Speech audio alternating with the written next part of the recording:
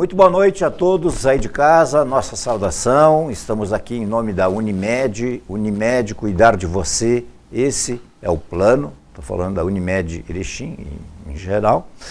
Nós hoje temos novamente uma espécie de a base da nossa bancada reconstituída e já fazia um razoável tempo que a gente não dava no jeito de se encontrar e poder se reunir, mas para aqueles que gostam de que não apenas uma pessoa fique falando, entende? Nós estamos, então, hoje estamos recheados aqui.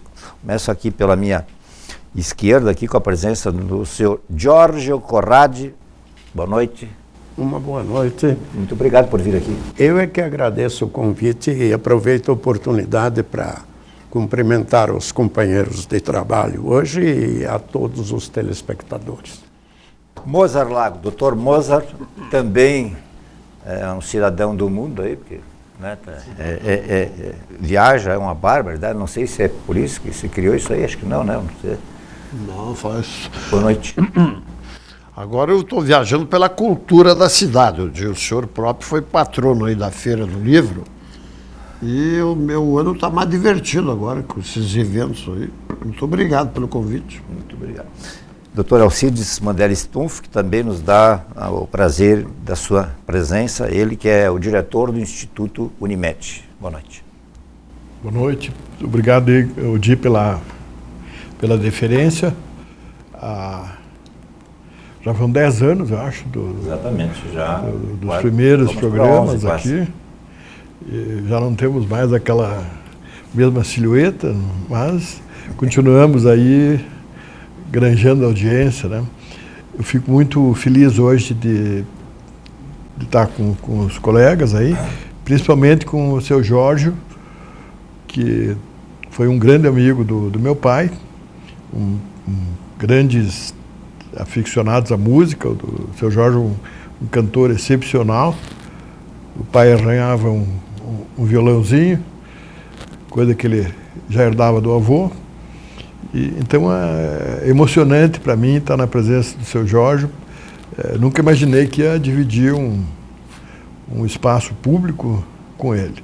Espaços do lar, espaço privado, a gente, graças a Deus, já dividiu muitas vezes. O seu Jorge também é muito amigo da minha família materna, dos Mandelli. Acho que até compadre. Fundaram o Lions junto, ele e o meu tio Ivaldo Mandelli. Enfim, é uma glória para Erechim e está muito bem acompanhado pelo Mozart. Então, estou muito feliz de estar aqui. Muito obrigado, Di, por essa oportunidade. Sim. Seu Jorge, é verdade isso tudo? Nos fale um pouquinho vamos falar só entre nós aqui. Nos fale um pouquinho sobre as famílias Mandelli e Stumpf. O que eles faziam, basicamente? Bom, eu convivi com a família Mandelli praticamente desde menino, porque tinha o Ivaldo Mandelli, filho do Dr. Alcides, que não é esse, Alcides? Não. O primeiro. Alcides primeiro? Primeiro. Era avô, né? Avô. E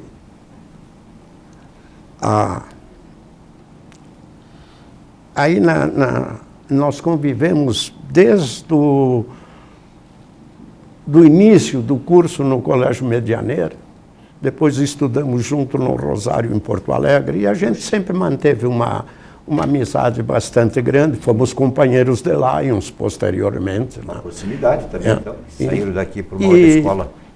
E o pai do Dr. Alcides gostava muito de música e gostava de reunir os amigos, especialmente na sexta-feira, fazendo uma jantinha, um churrasquinho e tal. E aí ficávamos fazendo música até de madrugada. Isso era habitual quase toda sexta-feira. Então, por isso que surgiu assim uma relação bastante grande. Doutor Alcides, o senhor não herdou esses dons de música e tal, ou também? Infelizmente não. Até outro dia no nosso perfil ali na academia, citei esse gosto, esse gosto pela música que vem da família. O avô era um exímio violonista, tocava outros instrumentos, mas de minha parte nem ensino, meu amigo, não sai nada. Gosto muito de ouvir, gosto muito de ouvir música, ouço muita música, mas não tenho esse dom. Isso nasce com a gente, né, Odir?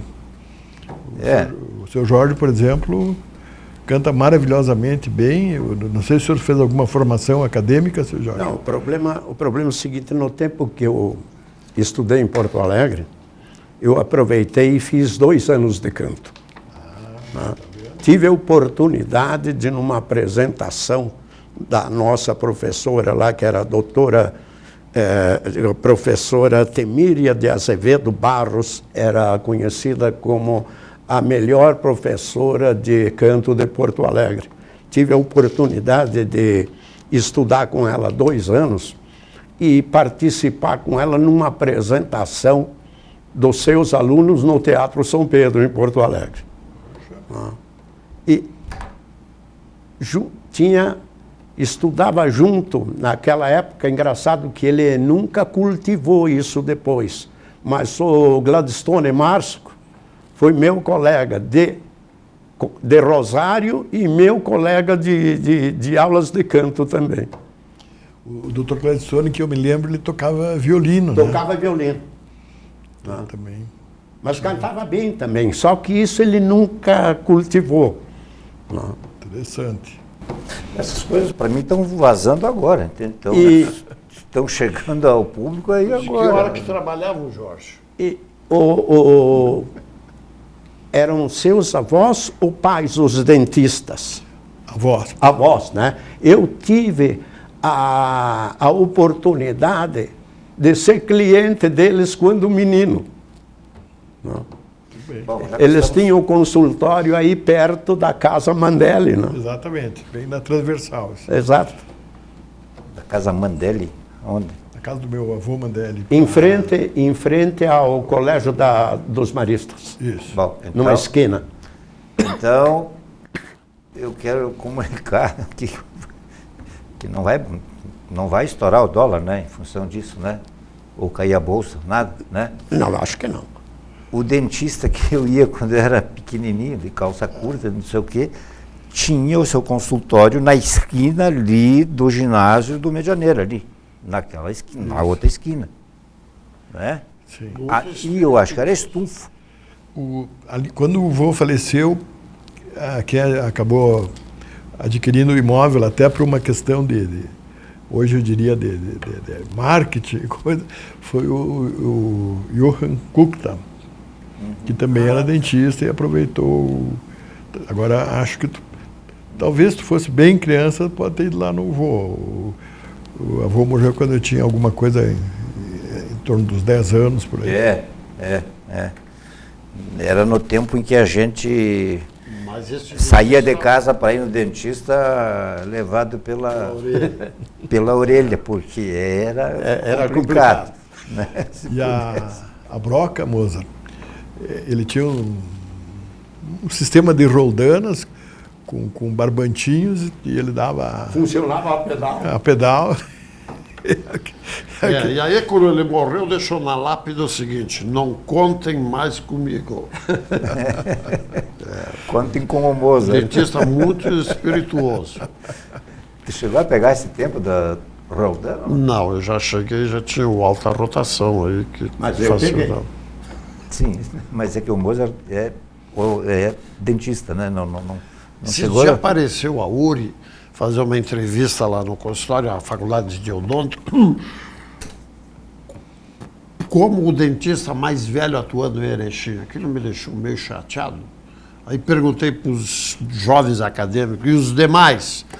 Lá, os demais acho que morreram, doutor. Disse, não, tem uma dúzia por aí.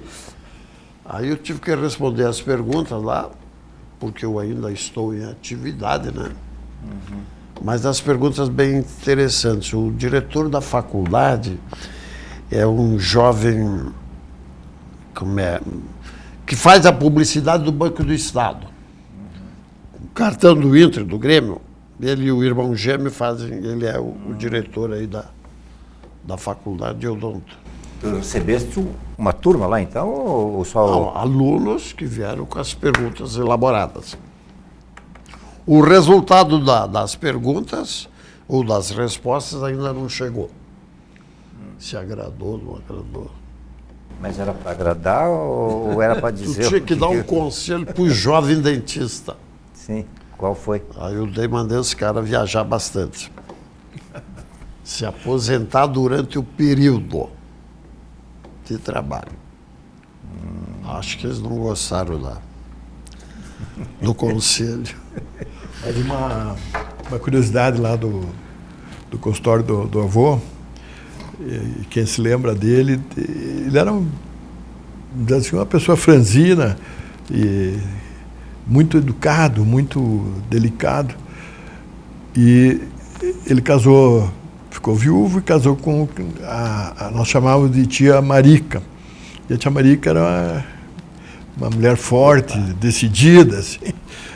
Aí, quando vinha um cliente e tal, e se usava muito a extração dentária naquele tempo, qualquer coisa, tu arrancava o dente. Aí, o consultório era na casa dele mesmo, aí ele ia lá, identificava o dente, e aí chamava a tia Marica que estava na cozinha. Marica, vem cá, e tal, e ela, é esse aqui. Ela, Eu confirmo isso porque aconteceu comigo. Ela ajudou o avô a me tirar um dente, um siso. Tá aí, o doutor Plínio Costa tinha uma boa. Quando estava aparecendo muito remédio novo, aí apareceu um remedinho chamado Sonrisol. Aí ele disse que aquilo era uma tempestade em copo d'água. Pelo borbulho. Aí tinha esse bom humor que andava na Maurício Cardoso. Aí, né? Já que estamos falando de saúde, aí a gente conversamos rapidamente aí, e o Dr. Jorge se colocou à disposição assim para contar assim, antes do Hospital Santa Terezinha e quando começaram a botar os tijolos, os pilares. Nos conta um pouquinho sobre essa história. Bom, o doutor Alcides deve conhecer essa história, mas a população de hoje quase ninguém conhece. Era lá onde O primeiro hospital de Erechim, que foi o precursor do Santa Terezinha, chamava-se Santo Antônio. Estava localizado numa casa de madeira, em frente à aviação férrea, mais ou menos naquela área em que o Sondinha fez a ampliação recente. E foi fundado pelo meu tio Mário Corradi, pelo Arcângelo Lobosco, que trabalhou 50 anos na administração do Santa Terezinha, e pelo doutor Nino Guinaglia, italiano, que veio junto com o meu tio e junto com o Lobosco da Itália. E eles foram os que iniciaram o primeiro hospital de Erechim. Isso na década de 1920 e qualquer coisa. Aquela casa onde estava o hospital queimou, eram de propriedade do que foi prefeito de Erechim, do Ângelo Emílio Grando. Eram 3 casas iguais. Numa delas tinha um hospital, na outra o meu tio tinha montado a farmácia dele, e na terceira eu não lembro exatamente o que tinha. Mas as 3 queimaram num incêndio. Não seria uma funerária? Não, de jeito nenhum. Possivelmente tenha sido o primeiro hotel internacional que era da família Graciotin. Aí, quando houve esse incêndio, o Hospital Santa Terezinha foi incorporado pela firma Gema da Luz S.A. e abriu numa casa de madeira ao lado do prédio onde tinha a cantina dos Vinhos Estrelas, que era gerenciada exatamente pelo avô do Dr. Stumpf. E estava praticamente na frente daquelas casas que ainda existem hoje, ali no início da descida para Aratiba, as casas do Massinhã, onde tinha uma loja na esquina e ao lado a primeira agência Ford de Erechim. Doutor Lacido, o senhor que é ligado à maior cooperativa de médicos, né, do país, né, ou uma das maiores, enfim, por que, digamos, em 1920, 20 e pouco, era possível se construir uma casa de saúde, um hospital, e por que hoje em dia a gente, assim, você não tem uma notícia, no sentido assim de, vamos pegar a região nossa aqui, estão construindo um hospital no município tal. Se fala cada vez mais em reduzir, em fechar, em que está difícil. São, digamos, é uma outra era econômica ou o que é? O que está por trás disso aí? Vamos dizer, eu sei alguma coisa. Sim, eu sei que o pela história, pela teoria, vamos dizer. O professor Mário, desculpa, o Jorge, ele sabe a prática, ele vivenciou isso. Aqui na nossa região, eu mesmo, eu vim para trabalhar aqui no início da década de 80, fecharam muitos hospitais, né? Tinha hospital em Itatiba, tinha hospital que funcionava muito bem em Cotegipe, hospital em Erval, hospital em Aratiba, Getúlio tinha Aratiba mais que um, Campinas tinha, e assim houve algumas situações bem pontuais. Por exemplo, quando criaram o SUS já foi uma mudança muito grande. Esses hospitais funcionavam de alguma forma com caráter regional. Tu já sabia, em Aratiba tinha 2 hospitais, que é o hospital do Baldini e o hospital do Pequá. E aqui em Erechim, no começo, né, um pouquinho depois do que o senhor falou, o hospital do Calef e o hospital do Zanin. Depois era mais ou menos, né, seu Jorge, como um time de futebol, mais ou menos, se tu era paciente de um, tu não podia ir no outro, porque não era a tua... E com a implantação do SUS e esse gerenciamento mais, vamos dizer, centralizado, esses hospitais se tornaram praticamente inviáveis, né? Economicamente inviáveis. Hoje, naquele tempo, se fazia... Todos esses hospitais que eu falei, eu acho que todos, o seu Jorge é testemunha, tinham freiras que faziam praticamente um trabalho benemerente, assim, não havia... As despesas eram mínimas, não tinha compromisso trabalhista, não tinha fundo de garantia, era outro tempo.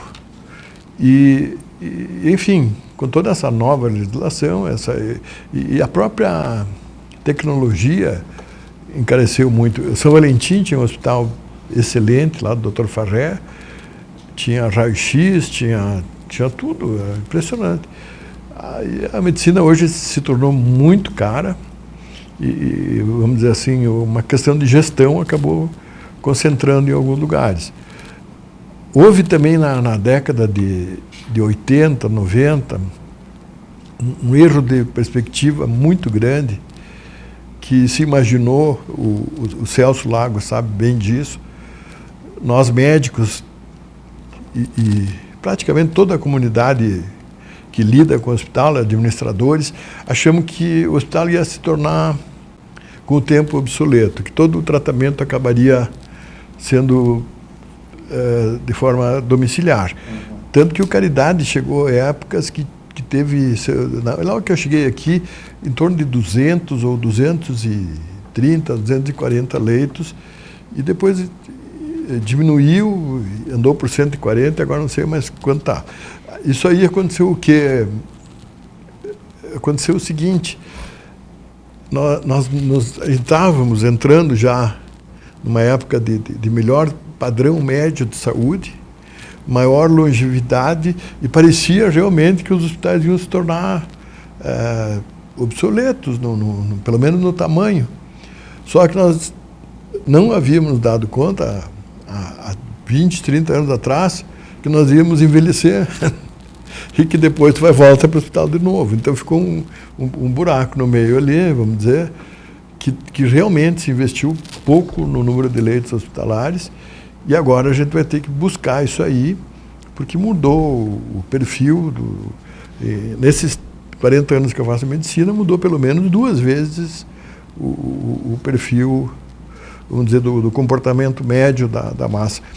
Quando eu cheguei aqui em 83, a maior causa de morte em criança, e morria bastante criança, era a desidratação. A famosa disenteria, que chamava, diarreia, sei lá o quê. Isso não existe mais. Hoje não. Tinha desnutrição, nós estudávamos os diferentes tipos de desnutrição. Hoje não existe mais desnutrição infantil. Tinha doenças infecciosas, tipo sarampo. O senhor se lembra das pragas, né, senhor Jorge, que pegava? A varicela, o próprio tifo um pouco antes. Exato. E isso foi mudando. E aí deu uma janela, vamos dizer ali, anos 80, 90, que parecia que o hospital não ia mais precisar. Hoje uma semana em casa que tem alguém com cachumbo. Então foi isso, meu amigo. Agora, para a gente voltar a esses tempos de reinvestir em construir uma casa de saúde, embora a gente tenha 2 novos aqui em Erechim, dá para se dizer. É uma coisa até curiosa, se tu olhar hoje nos grandes movimentos da Bolsa de Valores, um dos investimentos que tem sido muito buscado é o investimento em saúde. Nos grandes centros do país, São Paulo, Rio de Janeiro, Rede Acor, Amil, essas empresas que têm ações na Bolsa, elas estão bombando. Então, e o próprio capital estrangeiro está sendo investido largamente em saúde. Mas mudou muito o perfil, mudou completamente. Uma vez investir em saúde quase que era sinônimo de enriquecimento da classe médica, tá entende? Hoje o médico é mais uma parte da engrenagem e a saúde voltou e está se tornando, na linguagem aí, um ativo financeiro muito interessante. Nós vamos fazer o nosso primeiro intervalo do programa de hoje. Eu prometo que no segundo bloco agora o Mozart também vai falar. Nós já voltamos.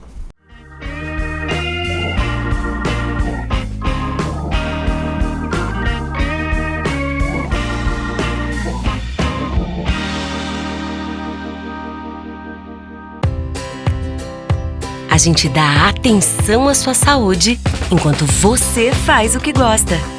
Hospital Unimed, para você se sentir em casa.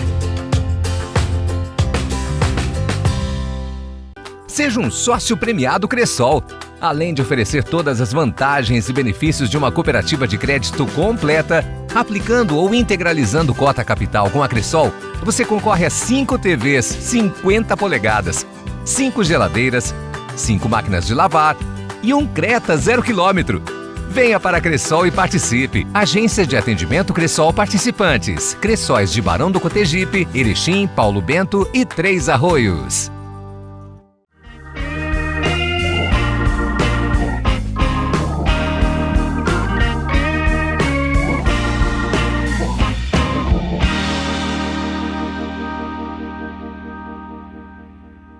Muito bem, retomando em nome de Unimed Erechim, Unimed, cuidar de você, esse é o plano. Estamos aqui com o Giorgio Corradi, né, um homem já aposentado, já há bastante tempo, e bem aposentado. O Dr. Mozart Lago, odontólogo, que ainda, né, é referência para o curso de odonto, aí o pessoal vai lá ver o que tem. E o Dr. Alcides Mandelli Stumpf, que é de famílias tradicionais, que participaram muito do que Erechim passou a ser desde os seus primórdios e é diretor hoje do Instituto Unimed. Ele se divide entre Porto Alegre e Erechim, Erechim Porto Alegre, né? Quando não, mais lá para cima, mais lá para fora. O senhor tinha falado no começo sobre as viagens culturais. Que viagens são essas, moça? Mas, doutor Alcides, o doutor Zanin tinha uma boa, falava no café Graciotin. A feijoada só é completa quando tem ambulância na porta. Era o humor do café Graciotin. Mas olha aqui o Jorge. O meu agosto foi salvo pelo Sesc. Vê se tu pega aí. Pegou? Esses caras trouxeram até o Global aqui o Marcos Caruso. Eu gostei muito, Jorge, aqui do espetáculo de dança da Cadica. Eu adorei esse espetáculo, ganhei uma janta até do Jorge. E teve até o Badim, teve coisas infantil. E os caras encheram o mês com coisa boa. Então, o agosto de Erechim foi salvo pelo Sesc. Ali, no outubro, a Escola de Belas Artes fez tudo isso aqui. E, num daqueles espetáculos, o Jorge se apresentou no palco, cantando Mamma Mia. Né? Não foi Mamma Mia? Não. Aí foi aqui muita gente boa. Depois eu explico. Então, o nosso outubro foi salvo aqui pelo Sesc, pela Escola de Belas Artes, doutor. Mas eles botaram coisa muito boa aqui, de grandes musicais. E Não Chores por Mim, São Francisco. E aí nós chegamos em novembro com tudo isso aqui, que o patrono está aqui na mesa comigo, que me surpreendeu, o caro Oti. E no domingo último eu encontrei uma orquestra sinfônica, Arautos do Sião, assim, espetacular, com soprano, sopros e violinos. Mais o Juremir, às 3 horas, de uma palestra lá. No domingo. No domingo. E assim eu fui todos os dias da semana na Feira do Livro, e de lá veio tudo isso aqui, ó. E esse livro aqui, tu consegue pegar a capa? Do Alcides Mandela Stumpf, com essa dedicatória. Magnífico livro, doutor. Muito obrigado por o senhor ter a gentileza de mandar. Eu tô lendo da seguinte maneira: eu abro e leio o que cai na minha frente. E tem uma aqui que até marquei para que eu tenha que apresentar lá para o doutor Lago. Está aqui a matéria. Então, isso aqui é do doutor Alcides, da Ana Mikulski, do nosso companheiro de mesa, o Marco Antônio Scheurer de Souza, Sim. da querida poetisa Nelly Todeschini,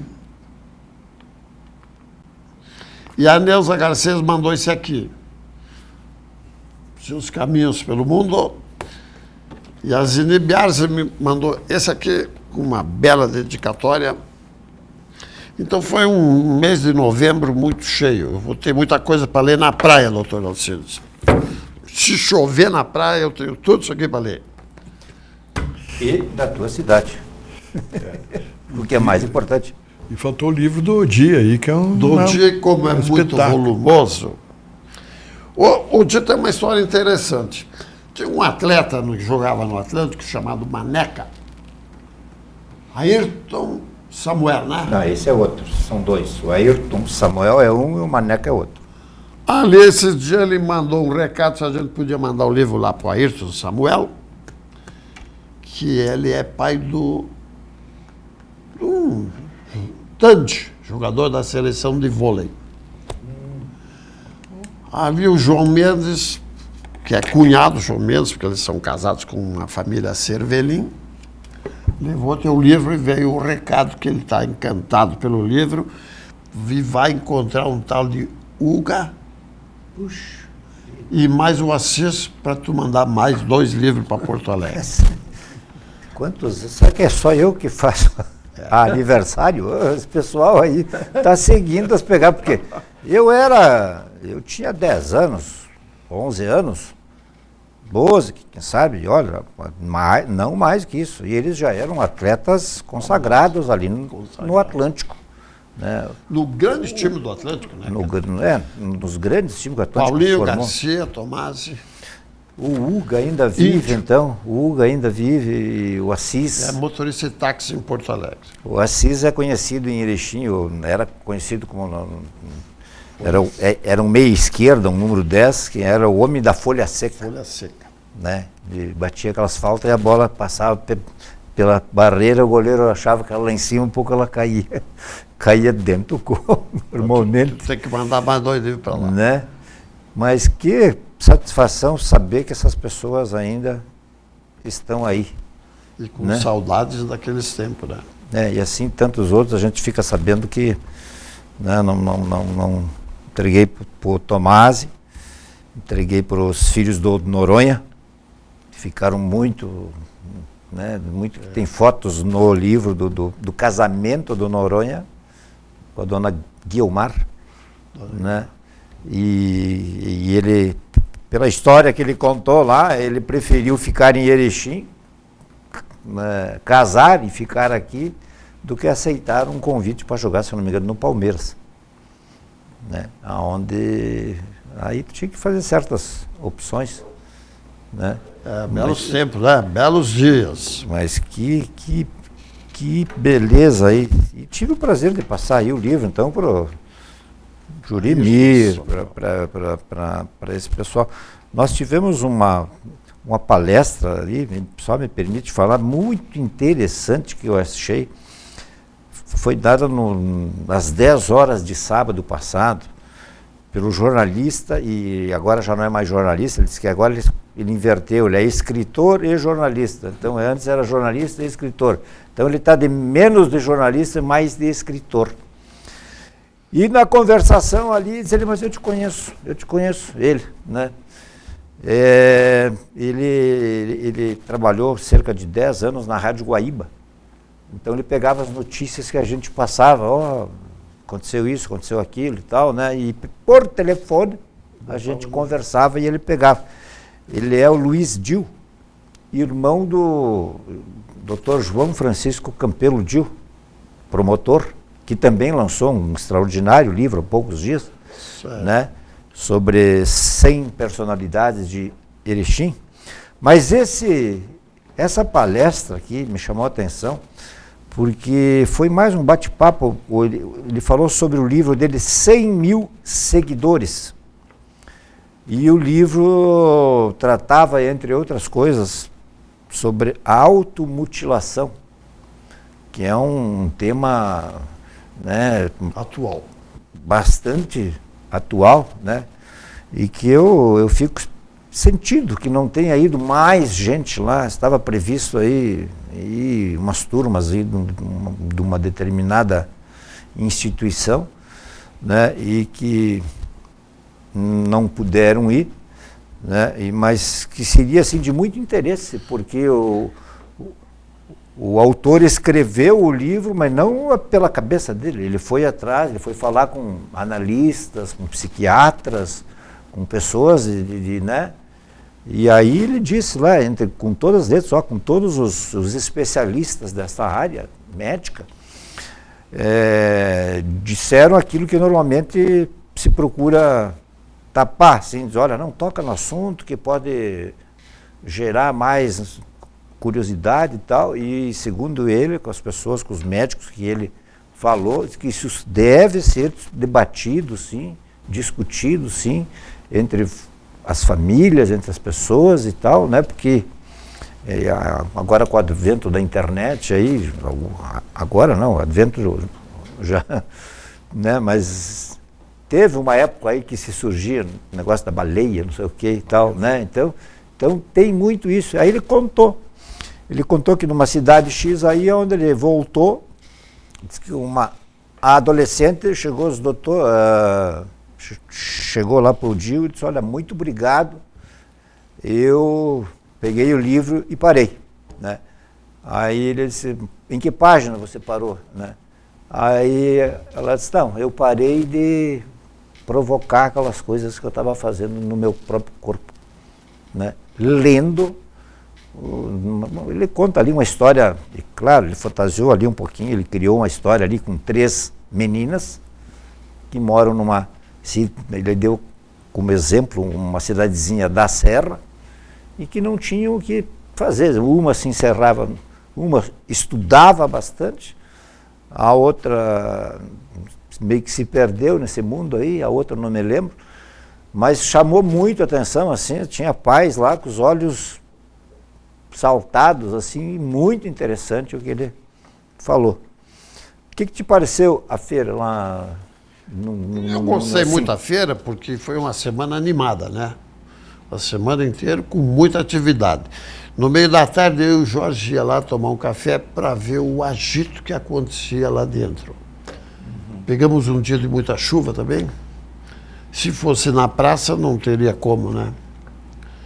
Mas eu adorei a feira. Quem sabe vocês podiam fazer cada 2 anos, porque dá muito trabalho, né? Ah, pai, olha, é muito trabalho. Só quem está ali no meio, vou confidenciar aqui, faltando 15 dias ou alguma coisa assim para formatar a programação, que não é um jogo de futebol, já vamos ver lá o que vai dar e começa. Não, tu tem que deixar mais ou menos pronto. E nos faltava ali um nome mais conhecido, mais popular, né? Mas que também tivesse o peso como os demais tinham e tem, né? E então a gente pensou no Juremir, que excetuando-se a questão de direita, de esquerda, de centro, disso, daquilo, não foi sobre isso que ele falou, né?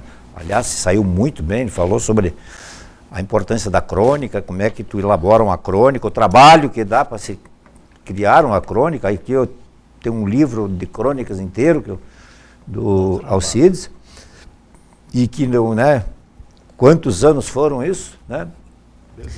Aí ele se faltava um nome e tal, e pensamos no Juremir. E aí como é que tu vai fazer se o cara tem lá, já sabe o que vai fazer em 2021, vai palestrar não sei aonde, vai palestrar, esses nomes são assim. O Alcides resolve. Aí eu peguei e digo, bom, eu vou me socorrer da única pessoa que pode resolver esse problema aí, né? E que eu sabia que poderia. Eu tomei a liberdade de entrar e eu faço publicamente aqui um agradecimento pelo seu empenho. E o Alcides, em 2 dias, só pode botar na programação aí, né? Aí ficou aquele negócio de vir sábado ou domingo, né? Para definir, e foi definido daí. E entrou na programação e tal, veio, ficou, palestrou otimamente bem, muito bem, ficou muito bem. Voltou, ontem já estava ouvindo na Guaíba, ele entrevistando o Dr. Miguel Reale Júnior sobre esse negócio da prisão de segunda instância e tal, né?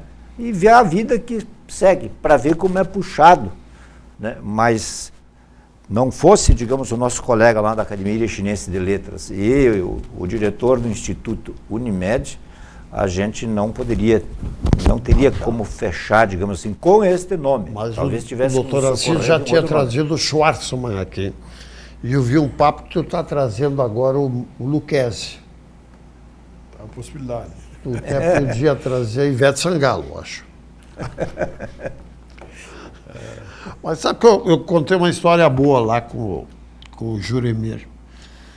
Nos anos 80 eu circulava por Paris e tinha muitos exilados brasileiros que a Revolução tinha mandado embora. Uhum. E veio um cidadão brasileiro falar comigo, bem vestido, pedir dinheiro para mim. Ele percebeu que eu era brasileiro. E possivelmente um deputado, alguém assim que eu não... Mas eu dei $10 para ele. Porque eu fiquei imaginando aquele brasileiro que foi corrido da pátria, lá sem dinheiro para comer, como é que ia se virar. E eu dei $10 para ele, que era a moeda da época. Mas ele me pediu uma coisa estranha. Se eu podia trazer um casaco para alguém em São Paulo. E aí eu fiquei com medo do que pode ter no forro do casaco, né? Aí eu disse que eu não podia, que eu ia continuar a viagem pela Europa e não tinha onde botar o casaco dele. Mas eu só me lembro da história, mas não me lembro do nome do cara. Você está falando isso porque o Jurimir passou... Eu falei para ele 2 anos lá, né? Ele passou lá vários anos. 2 anos ele Eu passou acho que lá. ele não é da Sorbonne, né, o Jurimir? Sim, ele... Da Sorbonne? Ele passou... na realidade, ele vai todos os anos a Paris. Ele é professor convidado, ele dá palestra todos os anos. O Jurimir é uma pessoa de hábitos extremamente simples. Jovem ainda, né? Tem 58 anos, é um garoto. Mas vamos dizer, esse luxo de ir a Paris todos os anos, ele mantém. Ele tem uma relação muito próxima com vários intelectuais franceses. E lá em Porto Alegre, que a gente coordena o Instituto e o Fórum Unimed, Fórum Instituto Unimed, aí, vamos dizer assim, até por essa proximidade com esse pessoal da França, acabamos ficando mais amigos, porque eu convidei vários filósofos e cientistas franceses que ele intermediou. Para o Instituto. Para o Fórum do Instituto. O Luc Ferry, que é conhecido mundialmente, foi ministro da Cultura da França, foi aquele ministro que deu aquela polêmica de não usar mais a burca, né? Foi ele e outros aí, Dominique Volton, Jules Lipovetsky, que é o filósofo que dá a consultoria para o Dior. Eu não sabia que o Dior tinha um consultor filósofo. Então, o Jurimir transita muito bem em muitos ambientes e tem essa facilidade de estar em Paris seguidamente. O que chama a atenção, assim, e normalmente as pessoas de grandes centros, ao menos é a simplicidade, entendeu? Assim, tem tempo para te ouvir. Tem tempo, sim, para te ouvir. Tu pode ficar espichando, falando, não sei o quê, às vezes até inadvertidamente e tal.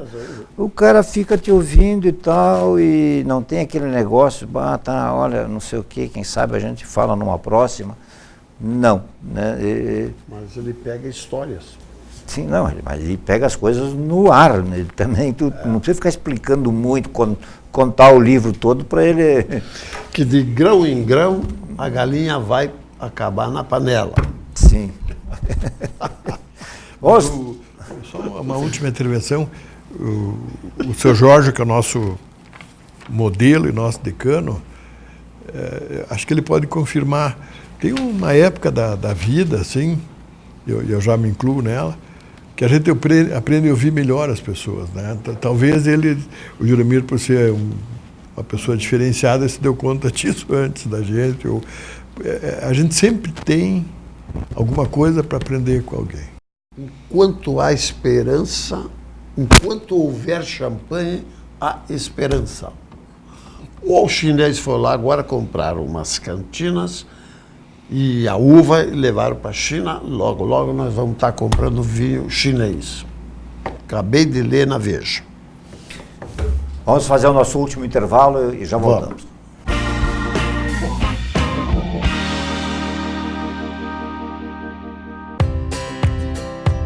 A gente dá atenção à sua saúde enquanto você descansa a mente. Hospital Unimed, para você se sentir em casa. Seja um sócio premiado Cressol. Além de oferecer todas as vantagens e benefícios de uma cooperativa de crédito completa, aplicando ou integralizando cota capital com a Cressol, você concorre a 5 TVs 50 polegadas, 5 geladeiras, 5 máquinas de lavar e um Creta 0 km. Venha para a Cressol e participe. Agência de atendimento Cressol participantes. Cressóis de Barão do Cotegipe, Erechim, Paulo Bento e Três Arroios.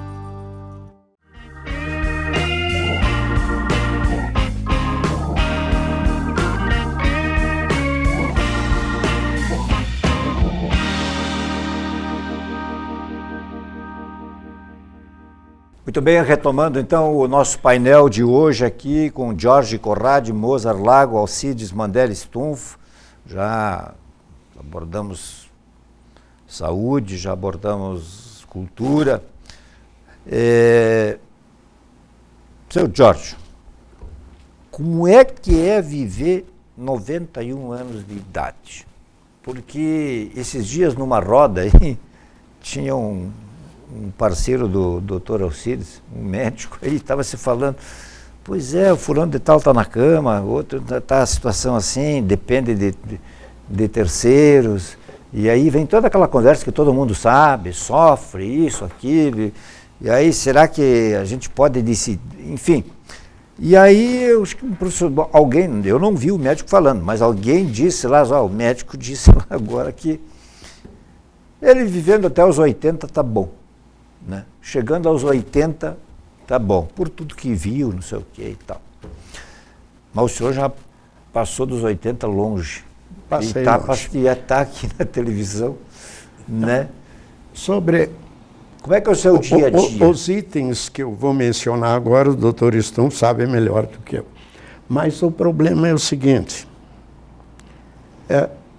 levar a vida da maneira mais simples e mais normal possível. Eu sempre trabalhei muito e, paralelamente, sempre fiz alguma coisa que eu gostava. E como gostar, eu nunca gostei de caçar, nunca gostei de pescar, mas sempre cantei. E nunca me profissionalizei, mas cantei aqui em Erechim em mais de uma centena de casamentos, inclusive do nosso prefeito Schmidt. Cantei em alguns eventos e em rodinha de amigos quase toda a semana. Então, o negócio é o seguinte. Hoje, com quase 92 anos, graças a Deus, lúcido, eu sei que o meu tempo é curto, mas também não estou muito preocupado com isso. Durante a minha vida, tenho a consciência tranquila. Ajudei muita gente e nunca prejudiquei ninguém. É o suficiente.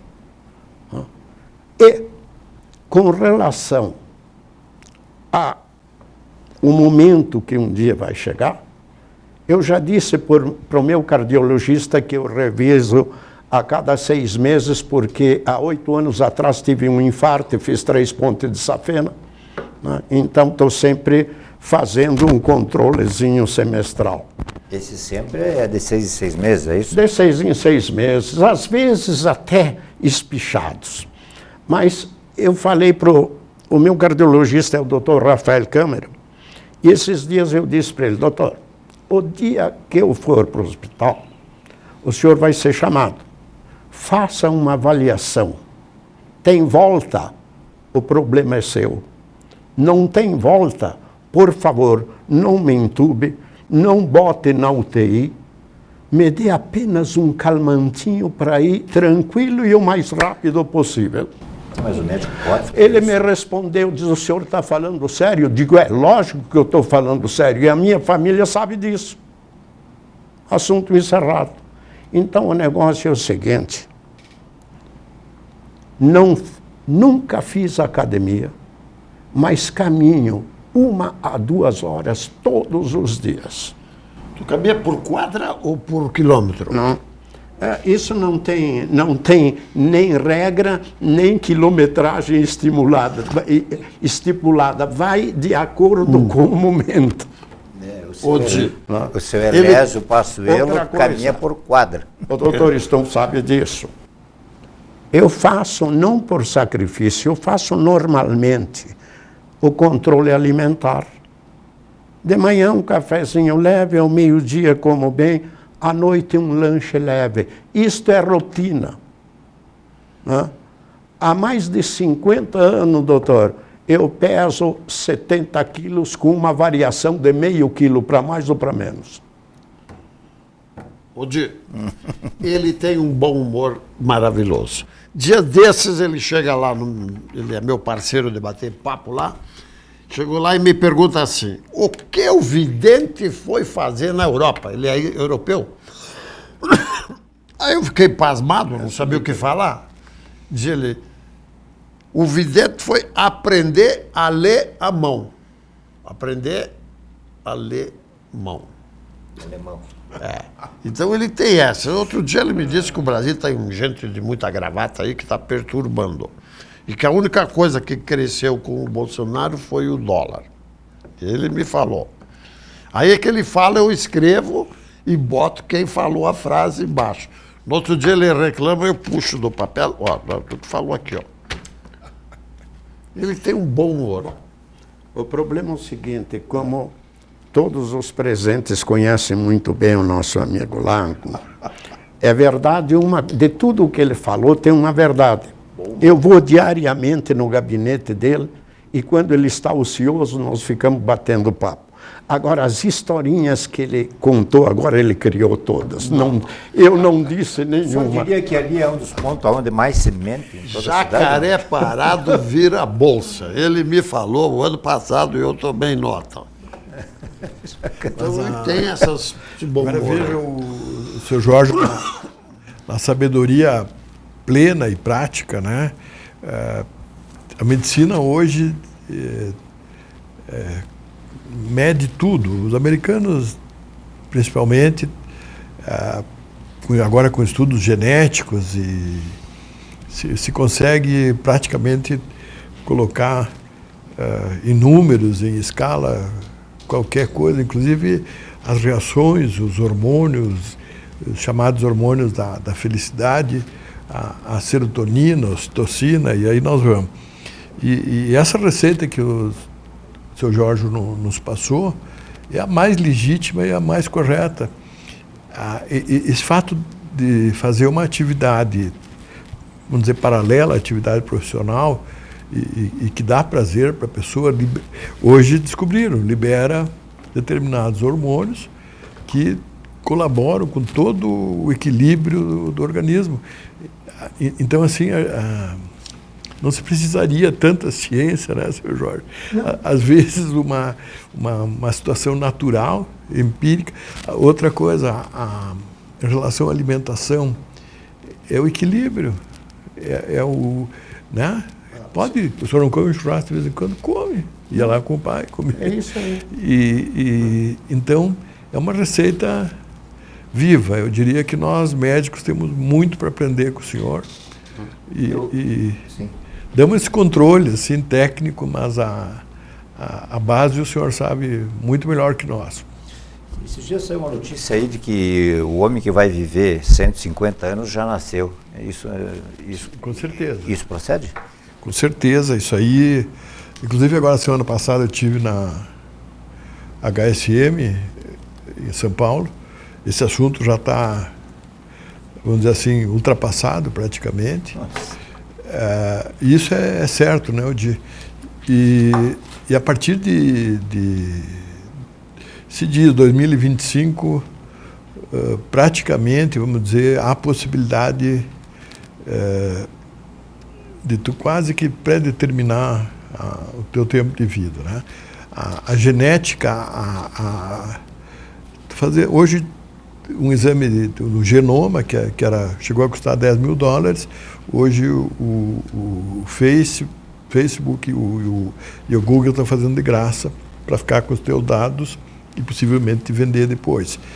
E tu tendo essa possibilidade de interferir em alguns genes que levam à própria velhice, que levam a algumas doenças, principalmente câncer, vai ficar mais ou menos sem prazo de validade. E isso está muito, muito perto. eu diria que de certa forma está acontecendo. Existe um determinado segmento celulares que a gente compara com o cadarço de um tênis. Quando tu perde aquela pontinha, o cadarço começa a se desgastar. E isso aí seria a idade. Ele vai se desfiando, até que um dia se torna... E à medida que tu consegue detectar essas pontinhas e amarrar ela bem, praticamente tu tem uma estabilidade no processo de envelhecimento e talvez até haja a possibilidade de rejuvenescimento celular, não esse que tu faz no spa ou na cirurgia plástica. Então a perspectiva é muito, muito interessante e muito boa. Moser, Aí o Jorge veio com uma outra nós temos 1 minuto. Acho que tu deveria ter entrado no mês de janeiro agora. Então. Casamento é uma terapia. Aí ele esclarece. É terapia cheia de prato para lavar. Então o bom humor dele é do dia a dia, e aí isso me encanta, né? Aí a gente podia dar uma caminhada hoje para pegar outra, né? Eu ouvi dizer que agora, falando em casamento, que o ex-presidente Lula agora vai casar, né? Aí disseram que 2 anos ele vai pedir para voltar para Curitiba, que estava melhor sozinho. Eu acho que ele quer lavar prato. Terapia. Muito obrigado, Jorge Corradi. Muito obrigado, Mozart Lago. Muito obrigado, Dr. Alcides Mandela Stumpf.